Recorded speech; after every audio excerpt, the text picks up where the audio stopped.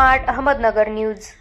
भीमगर्जना अहमदनगर संस्थापक अध्यक्ष मोईन देशमुख, महाकार्यकारी अभियंता सार्वजनिक बांधकाम विभाग अहिल्यानगर, विषय औरंगाबाद महामार्गावरील Idgah Maidan, Kotla stand, Nataraj hotel, Krishna enclave, Fakirwada, Pavan Ganpati Mandir, Mukundnagar, Surabhi hospital, Dasarenagar Chowk व तपोवन येथे गतिरोधक बसवण्याबाबत निवेदन सादर करण्यात आले आहे। तर यामध्ये नमूद करण्यात आले आहे की वरील ठिकाणी खूप वर्षापासून गतिरोधक अस्तित्वात होते, परंतु आपल्या विभागाने मध्यंतरी औरंगाबाद रोडचे काम केले आहे व त्यामुळे सर्व गतिरोधक हे बुजले गेले आहे।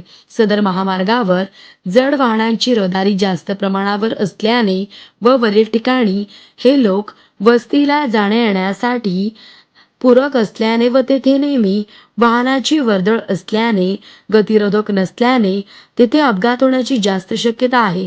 तरी मेहरबान साहेबांनी वरील सर्व ठिकाणी गतिरोधक बसण्याचे आदेश देण्यात यावे ही नम्र विनंती।